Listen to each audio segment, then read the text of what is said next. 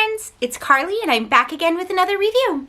So as you can see, I am starting to get my toys unpacked, get my shelf set up, get my room sort of rearranged, and every time I do this, I always forget how long it takes. It takes literally forever. So I decided just to keep filming and work when I can, and you guys will see everything develop because the most important thing is that I have a ton of toys that I want to review. And today is a really special one because, again, I didn't think I would get this lucky, but I was able to find the Unmasked Bruce Wayne. Randomly, it was not even what I was looking for at all. So I was out looking for Masters of the Universe Revelation toys, and it was behind like everything on the shelf, and it was the only one. It just happened to be there. I just got super lucky. So here is our Unmasked Bruce Wayne. Once again, I'm going to show you guys the artwork on the box because this one is done even a little bit differently than the others. So it's a full, like the back is like a full poster essentially, and it shows him with the bat cycle and in this costume. We don't really know what's going on in this costume. It is a very strange looking figure, I can't lie, but it is true to the still images I was able to find again. But the costume itself is a little confusing. It's this very bulky black leather jacket. He's got these white gloves on, and the way that the gloves are, they're fingerless. It's hard to tell if they're fingerless gloves or if he has his hands taped, like for fighting. So having them white like this makes me kind of think that they're taped. And that it's not fingerless gloves, but there's no texture to them that make it apparent that it's bandages. So that's a little bit strange looking. And then he's wearing these really bulky, like, cargo pants with black blocking on them and black boots. The backpack does come off. It is very, very stretchy, which is cool, so that you can easily put it on and take it off. And I'm going to show it on. It actually fits very snugly up against the back of the jacket, and it's lightweight, but it's, I don't know, like a squishy material, so it feels like it's bulky, but not too heavy. So the backpack accessory is really cool. That's the only accessory that he came with. He didn't come with additional hands or head. So yeah, I am pretty impressed with the sculpt here. But in that, I'm impressed with the sculpt in that it does look like Robert Pattinson. It obviously does. But there is something a little bit off about this one for me. I'm not 100% sure what it is. I've been looking at it for a few hours now, trying to put my finger on exactly what's bothering me about it. And I don't know. It's he has a very unnatural, like, dark eyebrow. Now we know that he does like a grease paint around the eye, so we've seen that and that looks great. But there's like some schmutz on his face that like is weird. It kind of looks like dirt. It could be scars. I don't know. But with his very stark, pale complexion, sort of burgundy lips and black eyebrows, it's just a weird look. You can tell that the sculpt is Pattinson, but the overall appearance doesn't exactly match what I saw in the pictures. So he does have the grease paint around his eyes, but the rest of his face is pretty ordinary. I don't even really feel like I noticed any scratches or anything, more of a 5 o'clock shadow than anything else, which is not present on this figure. So this is a really weird look for me. I kind of wanted this figure most of all.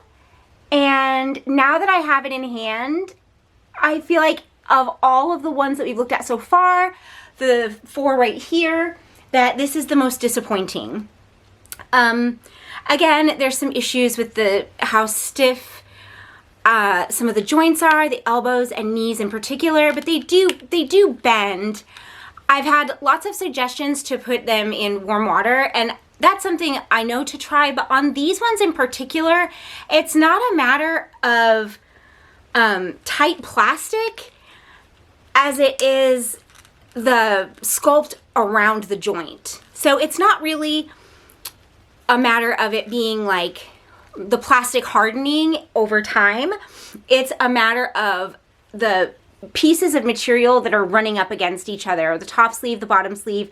While this is like a flexible, like hardy vinyl, and you can get like a bend out of it, that's what the struggle is with this, Penguin, and Riddler, really.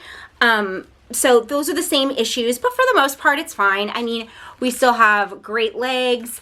This one has a thigh turn, which is nice. And I feel like it doesn't have a boot turn, but it does have a really weird seam that makes it almost seem like they were going to do that. I don't know. That is strange. I've never seen that before. You lose a lot of the vertical motion in the ankle because of this vinyl overlay for the trouser bottom. So you can't really do anything there with the foot. The toe is normal. So again, all of these displayed really beautifully. I like the way that they look. But man, out of all of them, I feel like this Unmasked Bruce Wayne is the most disappointing. And I hate saying that because I was so excited to get it. But it's just a little off-putting. It's like, I don't know. He really looks like, the lead singer of The Cure to me. With his very pale face and like dark lips and dark eyebrows. It's the black eyebrows under brown hair. That's not something that is consistent with the look in the film. And the dark lips isn't really consistent with how he looks.